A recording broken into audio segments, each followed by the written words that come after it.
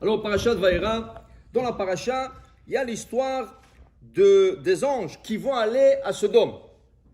Et à Sodome, il y a 2 anges qui vont aller. En vérité, il y avait 3 anges qui ont été envoyés à Abraham. Un pour guérir Abraham, c'est Raphaël. Un pour annoncer à Sarah qu'elle aura un bébé, c'est Michaël. Et le 3e, Gabriel, pour aller détruire Sodome. À la fin, quand Raphaël il a terminé sa mission de guérir Abraham, Hachem lui dit de s'accompagner avec Gabriel pour aller détruire Sodome et sauver Lot. Maintenant, ils sont arrivés le soir. Sodome va être détruite le lendemain matin. Mais à quel moment? La Torah, elle a précisé le moment. Quel était le moment que Lot a été détruite? Hashemesh yatsa ala haaretz. Le moment que le soleil à peine est sorti au ciel, c'est le moment qu'Hachem a détruit, et le malach aussi, il a détruit Sodome. Pourquoi? Rashi nous l'explique. Comme ils étaient des idolâtres, il y en a qui servaient le soleil, et il y en a qui servaient la lune. Hachem dit comme ça, si je détruis Sodome en journée, les idolâtres de la lune vont dire, ah, si ce serait le soir, Sodome ne serait jamais détruite, car la lune nous aurait sauvés. Et s'il aurait détruit Sodome la nuit, les idolâtres du soleil auraient dit, ah, mais si ce serait en journée, on ne serait jamais détruit parce que le soleil nous aurait sauvés. Qu'est-ce qu'il fait Hachem? Il détruit Sodome au moment où le soleil se rencontre avec la lune.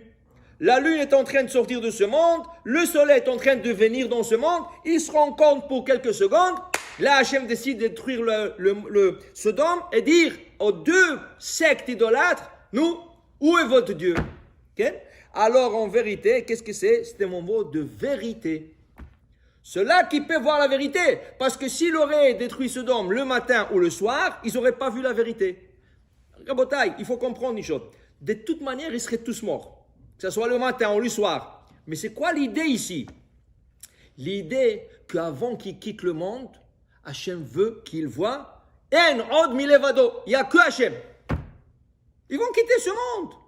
Le même concept, nous trouvons un peu plus tard dans la Torah. Parashat Beshalach. Okay? Parashat Beshalach, 600 hommes qui sont en train de poursuivre le peuple juif. Et quand ils sont en train de se noyer,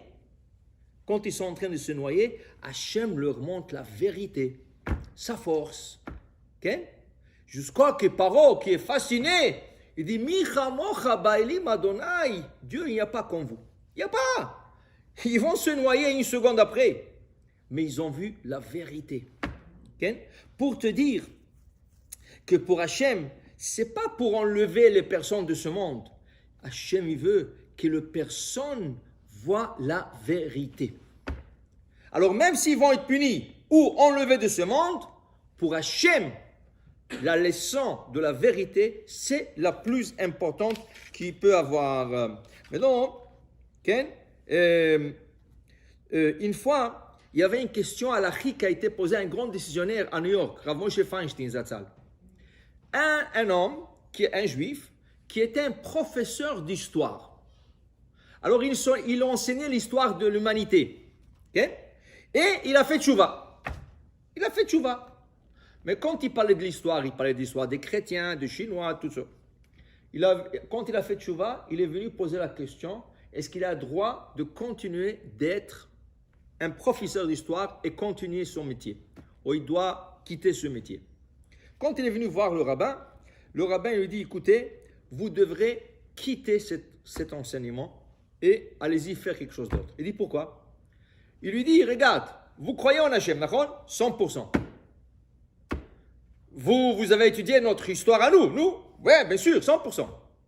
Qu'est-ce qui va arriver, dit le rabbin, si un élève vous pose une question et pour une seconde, pas plus qu'une seconde, vous avez un doute sur Hachem. Il vous pose une question et sur place, vous dites, dans votre tête, vous dites, il a raison. Chas v'shalom, vous avez manqué la vérité dans ce monde une seconde. On ne peut pas avoir une doute, même pas une fraction de seconde sur Hachem. Alors il dit, ça ne vaut pas la peine. Il a dit, sors de cette histoire, de cet enseignement, va faire quelque chose d'autre. Pour dire, Hachem, il aime qu'on connaît la vérité. Tôt ou tard. Mais au moins, on voit dans la paracha ici que même une seconde avant la mort, si une personne voit la vérité, pour Hachem, ça vaut tout. Alors Hachem, il a planifié la destruction du Sodome dans un moment précis. Il y a une histoire, mais cette histoire, c'est plus qu'une histoire, c'est une prière. Et une des plus grandes prières du jour du Kippour, que les Ashkénazes et les Séfarades, tous, on le dit. Ça s'appelle Untane Tokef. Untane Tokef. C'est la prière que nous faisons au milieu de la répétition de Moussaf. Au milieu de Moussaf, on arrête un passage dans la prière et on passe à la fin de la prière. Et là-bas, il y a une prière qui s'appelle Untane Tokef. De quoi s'agit cette prière? Il s'agit d'un rabbin qui s'appelait Rabbi Amnon de la ville de Magenza. Amnon de Magenza. Et qu'est-ce qui est arrivé? Lui qui était proche du roi, le ministre du roi, le ministre de culte, aimait le taquiner. Okay? Et toujours lui disait, pourquoi tu ne te joins pas à nous? Pourquoi tu ne te convertis pas au christianisme? Pourquoi toi? Et lui, pour ne pas rentrer dans les débats, il le poussait. Mais non, un jour, un de ces ministres de culte lui a posé une question sur la croyance juive, de ça, et leur croyance. Le rabbin, il a dit, donnez-moi 3 jours à réfléchir. Ça veut dire que la question était, pourquoi tu ne te joins pas à leur religion? Et voilà la question et tout ça. Il a dit, donnez-moi 3 jours à réfléchir. Quand il est retourné chez lui à la maison, il a dit, qu'est-ce que ça veut dire ça, 3 jours à réfléchir? J'ai besoin de réfléchir là-dessus. La réponse est claire, Haz v'shalom, même pas pour une seconde. On ne met pas notre religion en doute. Haz v'shalom. Il a regretté. Il a décidé de ne pas aller au rendez-vous 3 jours plus tard. Mais tu ne peux pas refuser au roi. Alors quand les messagers sont venus l'appeler, il dit, je ne vais pas. Tu ne vas pas? Ils l'ont pris de force. Quand ils l'ont pris de force, le roi, il a entendu qu'il a refusé. Il a dit, vous savez que je peux vous tuer? Il dit, oui. Mais il lui dit au roi, je vais vous dire quelque chose de mieux que ça. Il a demandé au roi de lui couper la langue. Il dit, pourquoi je devrais te couper la langue?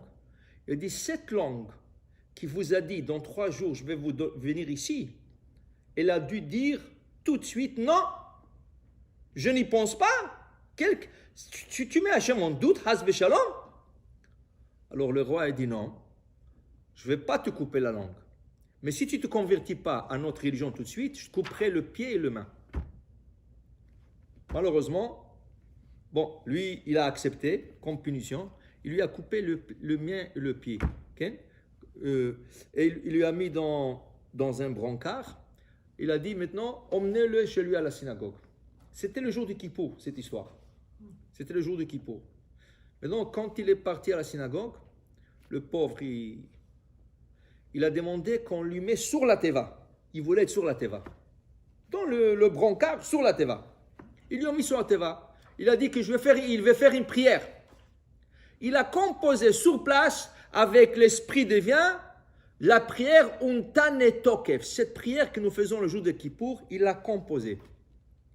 Quelques minutes plus tard, apparemment pour ceux qui ont assisté à cette prière, quelques minutes plus tard, les gens étaient concentrés dans leur prière.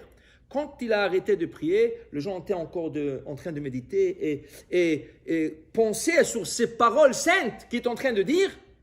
Quand ils sont retournés, il n'était plus là. Qu'est-ce qui lui est arrivé? Nous ne savons pas.